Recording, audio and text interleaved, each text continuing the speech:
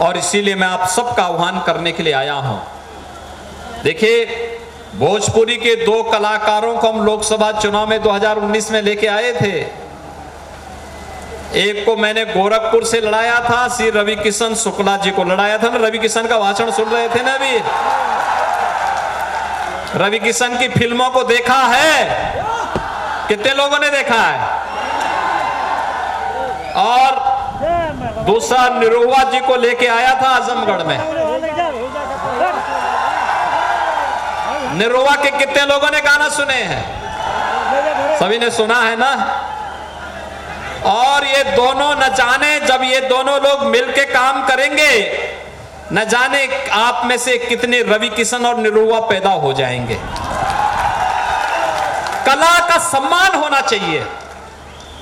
कलाकार तो ईश्वर द्वारा प्रदत्त एक उपहार है और इसका सम्मान होना चाहिए। अगर कोई कलाकार आगे बढ़ रहा है तो उसको प्रोत्साहित करना चाहिए। और इसीलिए तो हम उत्तर प्रदेश में दुनिया की सबसे बड़ी फिल्म सिटी का निर्माण भी करने जा रहे हैं। भाइयों बहनों, जिससे इस फिल्म सिटी के माध्यम से उत्तर प्रदेश की कला को, भोजपुरी फिल्मों को, ब्रज, बुंदेलखंडी, अवधी और हिंदी के साथ साथ देश की सभी भाषाओं में बनने वाली अच्छी और रचनात्मक फिल्मों को आगे बढ़ा सके और नौजवानों को एक मंच भी दे सकें। और ये दोनों कलाकार हम लोग लेकर के आए थे ना। लेकिन गोरखपुर की जनता ने रवि किशन को जिता दिया, आजमगढ़ की जनता चूक गई। गोरखपुर की जनता ने उन्हें जिताया तो गोरखपुर आज विकास की ऊंचाइयों को छू रहा। बहुत विकास हो रहा, वहां बहुत विकास हो रहा है। रवि किशन विकास भी करा रहे हैं और रवि किशन जी के द्वारा वहां पर फिल्मों की शूटिंग भी की जा रही है। बहुत ज्यादा फिल्में बन रही हैं। ढेर सारे लोगों को वहां रोजगार मिल रहा है। लेकिन आजमगढ़ थोड़ा बहुत विकास हमारी सरकार ने, भारतीय जनता पार्टी की डबल इंजन की सरकार ने जो किया वही विकास है। आप देख रहे होंगे यहां विकास के कार्यों को हम लोगों ने कुछ तो प्रारंभ किया। एयरपोर्ट नहीं था, एयरपोर्ट का निर्माण हो गया है। विश्वविद्यालय नहीं था, विश्वविद्यालय का निर्माण हो रहा है। इसी सत्र में यहां का विश्वविद्यालय भी चालू होने जा रहा है। महाराज सुहेलदेव के नाम पर, यानी 11वीं सदी के भारत माता के उस शौर्य और पराक्रम के प्रतीक महाराज सुहेलदेव के नाम पर हम लोगों ने विश्वविद्यालय दिया है आपके आजमगढ़ की धरती पर। समाजवादी पार्टी नहीं दे पाई, लेकिन भारतीय जनता पार्टी की डबल इंजन की सरकार ने विकास कराया है। भाइयों बहनों, आपने जिन्हें सांसद चुना, कोरोना कालखंड में क्या एक भी बार यहां पर आपके सांसद आए थे? हालचाल लेने के लिए आए थे? कोरोना से बड़ा संकट नहीं हो सकता, लेकिन एक भी बार आपका हालचाल लेने के लिए नहीं आए। और मैं उस दौरान 3 बार आजमगढ़ आया था। 3 बार आया था ना मैं। जिला चिकित्सालय का दौरा भी किया, मेडिकल कॉलेज का दौरा भी किया।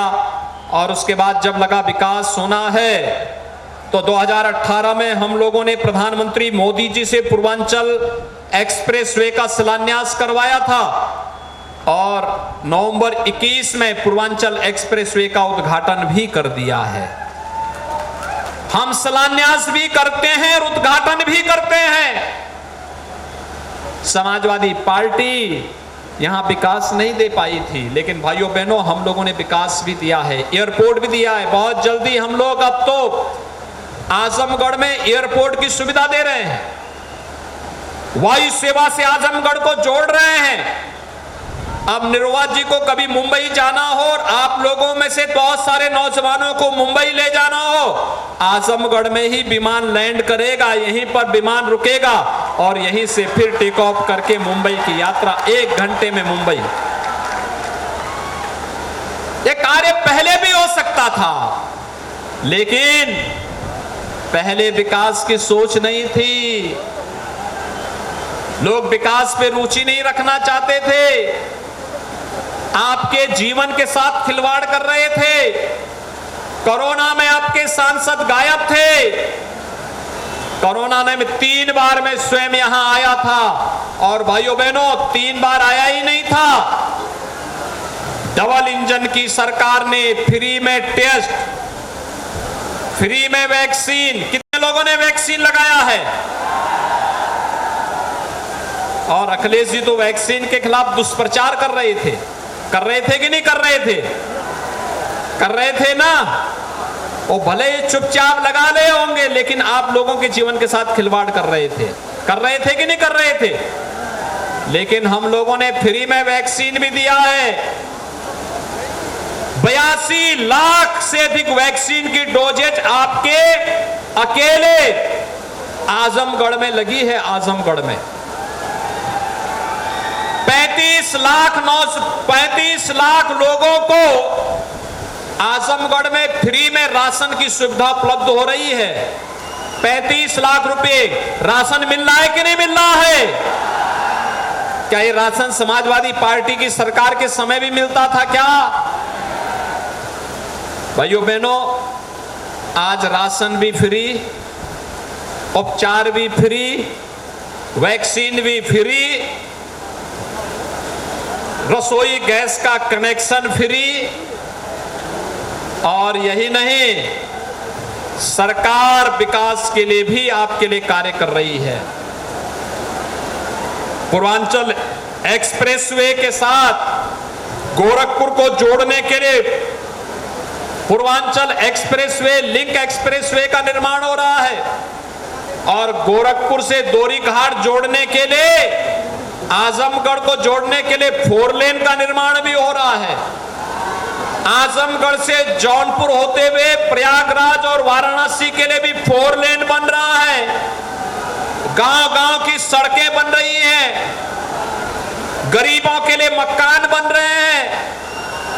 गरीब गांव में हो या शहर में, सबके लिए मकान की सुविधा उपलब्ध करवाई जा रही है। भारतीय जनता पार्टी की सरकार, क्या गांव हो, क्या गरीब, क्या किसान हो या नौजवान, क्या महिलाएं हो या समाज का कोई भी तबका, सबके विकास के लिए कार्य कर रही है। कर रही है कि नहीं कर रही है? जब विकास भारतीय जनता पार्टी कराएगी तो फिर वोट भी भारतीय जनता पार्टी को मिलना चाहिए ना, मिलना चाहिए ना। आप सभी लोग सहमत हैं? देखिए, मैं आपको देखिए, हमने रवि किशन को गोरखपुर से सांसद बनाया, वो वहां जमे हैं। कभी कभी महीने में 2 महीने में 1 बार जाते होंगे मुंबई। और निरुवा को भी आप सांसद बनाएंगे तो निरुवा यही रह करके आपके बीच में काम करेंगे, यहीं पे रह करके। आजमगढ़ की छवि बदल जाएगी, पहचान का संकट दूर हो जाएगा, कला को भी सम्मान मिलेगा, नौजवान एक नई दिशा की तरफ आगे बढ़ेगा। और भाइयों बहनों, विकास की प्रक्रिया के साथ आजमगढ़ को आगे बढ़ाने, विकास और सुरक्षा की जिम्मेदारी तो हमारी है। आप देख रहे होंगे ना, ये पेशेवर अपराधी और माफिया जो गरीबों का हड़पते थे, व्यापारियों को धमकी देते थे, आज कैसे उन पे बुलडोजर चल रहा है ना। और नहीं तो ये लोग गरीबों का हड़प जाते थे, दलितों की जमीनों पर कब्जा कर लेते थे। आज कोई वंदे मातरम पर रोक लगा पाएगा? आज तो माइक उतारे जा रहे हैं, सब माइक उतारो भैया, कोई हो हल्ला नहीं, आराम से जनता को जीने का अधिकार मिलना चाहिए, हर गरीब को सम्मान मिलना चाहिए, हर गरीब को राशन मिलना चाहिए, भरपूर सुविधा का लाभ मिलना चाहिए। ये सब मिल रहा है कि नहीं मिल रहा है? लेकिन समाजवादी पार्टी और बहुजन समाजवादी पार्टी के समय क्या होता था? समाजवादी पार्टी की सरकार में पहचान का संकट था, और बहुजन समाजवादी पार्टी की सरकार के समय तो एक बार आजमगढ़ में मैं स्वयं ही आ रहा था, मुझी पर हमला हो गया था। हुआ था कि नहीं हुआ था? भयंकर हमला हुआ था, लेकिन वो गलत डायल कर लिए थे। उन लोगों ने मुझ पे हमला करके सोचा कि इनको मार डालेंगे, लेकिन वे गलत फहमी के शिकार हो गए थे।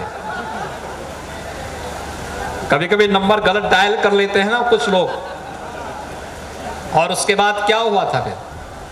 भाइयों बहनों, इन दोनों लोगों ने हमेशा अपराधियों को प्रश्रय दिया है, अराजकता को बढ़ावा दिया है, गरीबों का शोषण किया है, कमजोर लोगों को तबाह करने के लिए इनके गुंडे स्वच्छंद होकर के जाते थे।